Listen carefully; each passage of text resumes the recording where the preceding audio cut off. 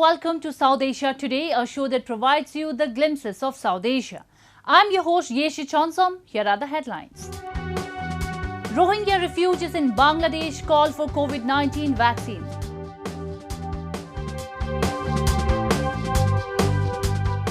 Japanese shipping company NYK vows to meet environment goals.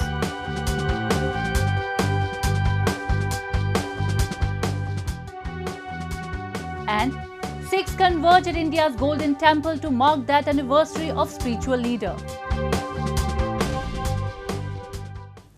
Let's begin the show. As Afghans grow insecure in an increasingly hostile situation following Taliban's escalated attacks, the global organizations are bracing up for massive displacement, which they anticipate might follow departure of foreign forces from the country. While the talks between the two sides, the Kabul administration and the Taliban are underway, most of the observers are skeptical of it, leading to any fructiferous conclusion. It's only been weeks since the US-led NATO forces started cutting down on the number of troops present in the war-torn country. The insurgent Taliban have come out all guns blazing. In a clear hint of what would follow, the attacks have risen sharply. The international organizations working in the country are their prime targets. The others too, including the ISIS, have found an opportunity to resurge, triggering fear among the civilians who had endured a brutal Taliban rule from 1996 to 2001.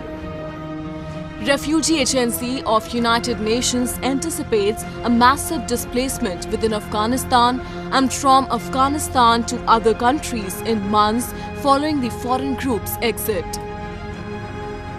What we have observed in Afghanistan in the past couple of years is a rise in violence in various parts of the country, and with the withdrawal of the international troops, this is possibly or likely going to become worse, and therefore we are doing contingency planning inside the country for further displacement and in neighboring countries in case people might cross borders. However, what is also very important to note is that there are talks between the Taliban and the government. The observers say the fear and panic is for real, as the Taliban have vowed for years to kill those who have worked for US or NATO. If things go bad, they say, then a major part of the 40 million Afghan population will come under Taliban's influence and it will have no option but to flee. According to UNHCR, there are currently some 2.5 million registered refugees from Afghanistan globally, while another 4.8 million have been displaced within the country. After 20 years, the United States has started a withdrawal of its remaining 2,500 troops and aims to be completely out of the country by September 11. Around 7,000 non-US forces from mainly NATO countries, along with Australia, New Zealand and Georgia, are also planning to leave by September 11. Up to 3 or 4 or 5 years ago, there was a lot more attention for a 10 or 15-year period from the international community on Afghanistan. And that helped contain problems there because there was a lot of engagement from the wider world, in the region, across the world, actually. That definitely has dissipated and weakened. And that is a sort of problem when it comes to drawing attention to the needs of Afghanistan and getting support for them. The Afghan problem is not just about the displacement of civilians, but it is multidimensional. The United Nations estimates put Afghanistan among countries that are in dire need of humanitarian assistance. It says some 18.4 million people, almost half the country's population, is in need of help. It has also appealed for $1.3 billion in funding for 2021. So far, it has only received about 23% of that. And despite the two sides holding multiple discussions and resuming the peace talks after a halt, the experts and the government of Afghanistan appears unsure of achieving anything significant. And observers who back the decision of UN say it is better to acknowledge the alarm and prepare beforehand than to regret the Taliban carnage that might follow later.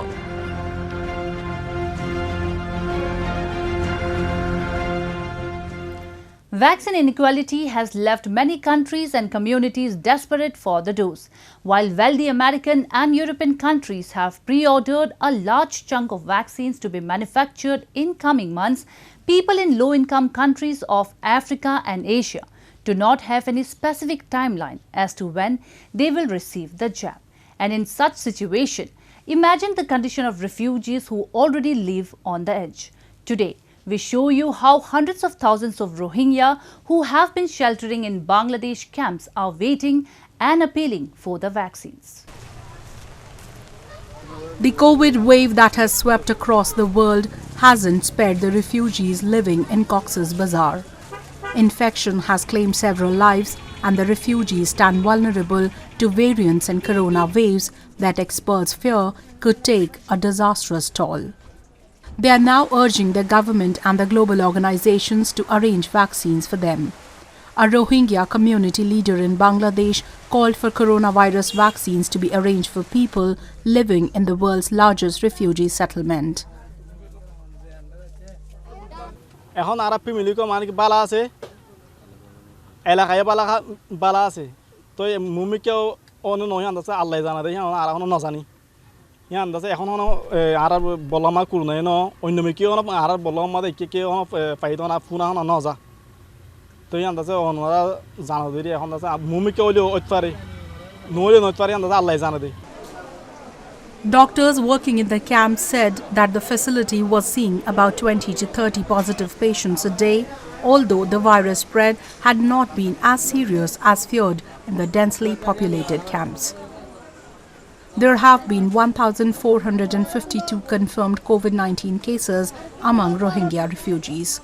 Around 35 people have died so far. Bangladesh government says it has sought COVID-19 vaccines for Rohingya refugees from the United Nations and other donor agencies, but the timeline has not been clear as yet.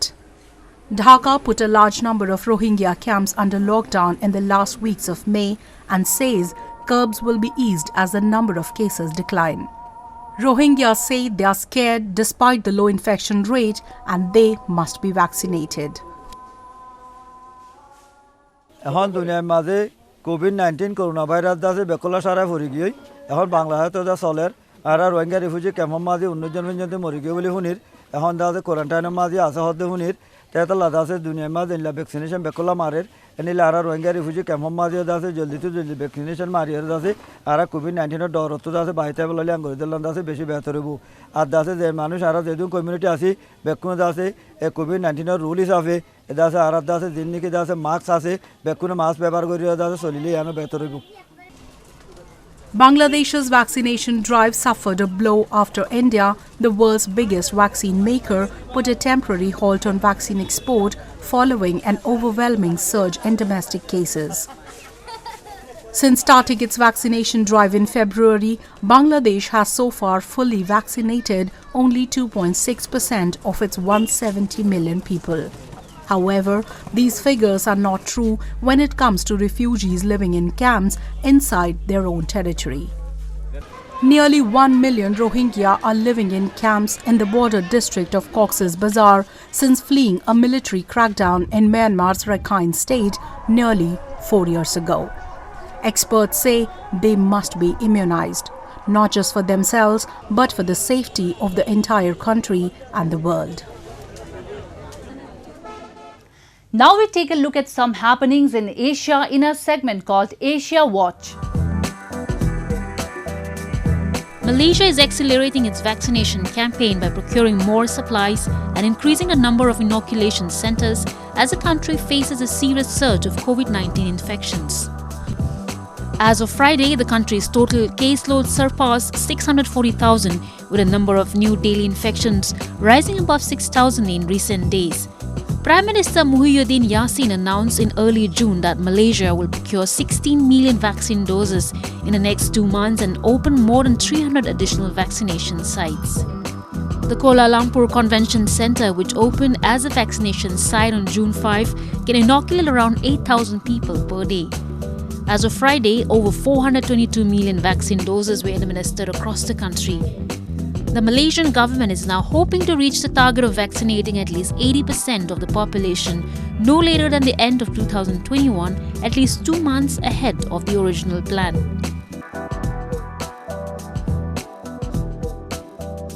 Nepalese authorities carried out rescue operations after flash floods killed over half a dozen and left at least 20, including 6 foreign nationals, missing. Media reports said that foreign nationals were from India and China. The government has deployed resources to help assist in rescue and evacuation operations. Witnesses said several people in Melamchi had moved to higher grounds with their belongings while army helicopters were rescuing those trapped in marooned houses. Authorities urged people living along the Narayani River, which flows into India as Gandak, to remain alert as the river was flowing above the danger mark. Nepal and Bhutan have been lashed by heavy rains in the past 5 days as the annual monsoon season began.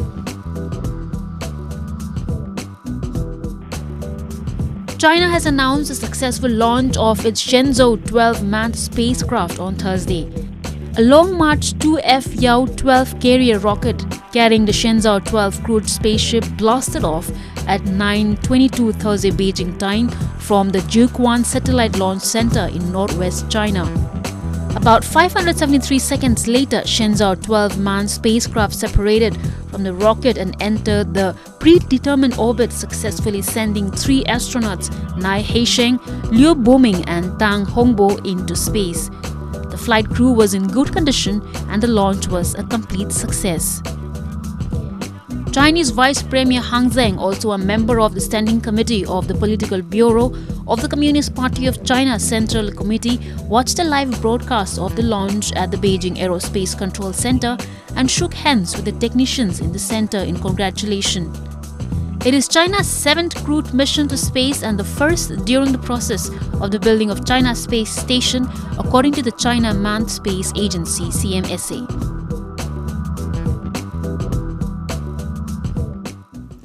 Moving on, Japanese companies have been giving immense stress on technological innovation. On one hand, NYK Shipping Company vows to meet environment goals in capital Tokyo.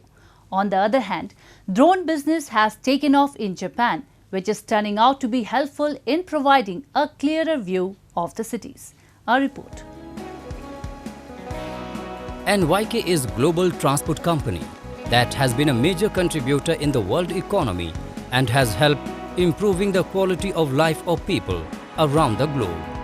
The motto of NYK Group mission is bringing value to life. The group has announced the NYK Group ESG story, which declared the policy of United Management Strategy of Environmental, Social and Governance in February 2021. 今この ESG あるいは SDGs といったものがですね、この時代の要請、社会の要請であることは間違いないですし、さらにね、21世紀の後半、あるいは22世紀に向けてですね、今いる我々がしっかり取り組まなきゃいけない課題だと、こういう認識でいるわけですね。環境のところで一番分かりやすいんで、そちらの方からお話をしますと、やはり脱炭素ということが今求められているわけですよね。政府も 46% 30年から50年にはゼロカーボンと、こういったことも言ってますし、世界中の主要国がそういった流れである。その流れの中でね、我々今まで大量の化石燃料を使用して事業を行ってきたわけで、どういった形で削減できるんだろうと。最終的にはね、やはり CO2 を出さない燃料を使っていくしかないんで、いわゆる化石燃料から発生したアンモニアであったり水素じゃなくてね、純粋にゼロカーボンの燃料を使っていかないといけない。大きな流れとしては2つの流れを考えてて、既存の技術で燃料としてはガスがありますから LNG であったり LPG を燃料としている船を増やしていこう。船の大きさによっては LNG だけにできないとかありますんで、そういった船はね、既存の技術で少しでも線形を変えたり、いろんなエンジンを良くしたりしてですね、減らしていこう。もう一つはですね、この新燃料、水素、アンモニアから電池、こういったものに向けてね、いろんな機関と提携をして、勉強し開発していこうと、こういうことを考えている。例えば自動車専用船、自動車を運ぶ船、これ我々120、30隻ぐらい動かしてるんですけれども、新しい船については全てガスだけにしていくと、こういうことは決めてますんで、そういうことを一個一個やっていくと。で一方でその長期ビジョンを広く意見を集めてもらった形で作ってもらって、そして具体的なロードマップができていくんじゃないか。The NYK Group's guiding principles for the future will contribute to protect environment and the people. Now we take you to Japan's capital city, Tokyo, where the invention of drones is being helpful in providing a clearer and a natural view of the cities. The promising future of drone is pushing Japanese people to go to private schools for learning to become a drone pilot. The courses are so easy that a mere training of 2 days can make the person become an amateur pilot. Reaching to the professional level takes 4 more days. It is easy. After 2 days of training, the amateur level can be reached. 今後の仕事の事業展開の一環として、まずは資格を取得するということで考えております。建物の高いところの点検だとか、人が物に登って見なければいけないところ、そこを低い安全な場所で確認するという作業に使おうと思っています。But learning to fly a drone does not mean free use anywhere, especially in the city and around residential area. 生徒さんはうちの学科の個人で来られる方が結構多いです。なので会社で、授業を取り入れるというよりは、これから資格を取って、新しくできるであろうドローンの、仕事に就きたいって方が多くなってます。これから先はインフラ点検とかそういったところにも活躍するでしょうし、今宅配、国の方も力を入れているので、街中でドローンが飛び交う時代っていうのも近いのかなと思います。Japan's property law considers the air up to 300 meters high to be owned by the owner of the property. Thus, the property owner can object the passage of drone, which usually fly at an altitude of no more than 150 meters. It is the reason for the idea of renting owner's air. Some companies are now operating air corridor along route between post office, shopping centers, hospital and village in need of delivery service. The rental value is calculated depending on the time the aircraft passes over the property. Every 3 seconds, it can earn few US cents. With these airplanes expected to be crowded with drones, the owners of the property in Japan can actually say that money is falling from the sky. Moving on to our cultural lineup of the show, we take you to the Sikh Shrine of Golden Temple in Amritsar city, where devotees gathered to mark the death anniversary of their spiritual leader, Guru Arjan Dev. He was the first of the 2 gurus martyred in the Sikh faith and the 5th of the 10 total Sikh gurus. He compiled the first official edition of the Sikh scripture called the Adi Granth, which later expanded into the Guru Granth Sahib. Have a look. Hundreds of Sikh devotees gathered at Golden Temple, the Sikhism's holiest shrine in India's northern Amritsar city, to mark the death anniversary of their 5th spiritual leader, Guru Arjan Dev. Born in 1563 in Punjab's Taran district, Guru Arjan Dev was martyred on June 16, 1606, and he was executed on the orders of Mughal Emperor Jahangir after refusing to convert to Islam. According to the Hindu almanac, the martyrdom day of Guru Arjan Dev is observed on Jeth Sudi 4, which was also on June 14 this year. Devotees throng the temple in large numbers on this day and take holy dips in the sacred pond inside the temple premises. ਅੱਜ ਦੇ ਦਿਨ ਬਹੁਤ ਗਰਮੀ ਹੁੰਦੀ, ਜੂਨ ਦਾ ਮਹੀਨਾ ਹੁੰਦਾ ਵਾ, ਉੱਪਰੋਂ ਸੰਗਤਾਂ ਨੂੰ ਬਹੁਤ ਜ਼ਿਆਦਾ ਪਿਆਸ ਵੀ ਲੱਗਦੀ ਆ ਕਿ ਗੁਰੂ ਸਾਹਿਬ ਨੇ ਵੇਖੋ ਕਿ ਤੱਤੀ ਤਵੀ ਕੇ ਬੈਠ ਕੇ ਸਾਨੂੰ ਸਿੱਖੀ ਨਾਲ ਜੋੜਿਆ ਕਿ ਕਦੀ ਵੀ ਡੋਲਣਾ ਨਹੀਂ, ਆਪਣਾ ਧਰਮ ਨਹੀਂ ਛੱਡਣਾ। ਜਹਾਂਗੀਰ ਨੇ ਇਹੋ ਕਿਹਾ ਸੀ ਇਸਲਾਮ ਕਬੂਲ ਲਓ, ਤੁਹਾਨੂੰ ਸਾਰਾ ਕੁਝ ਛੱਡ ਦੇਵਾਂਗੇ, ਪਰ ਗੁਰੂ ਸਾਹਿਬ ਨੇ ਕਬੂਲ ਕੀਤੀ ਸ਼ਹੀਦੀ।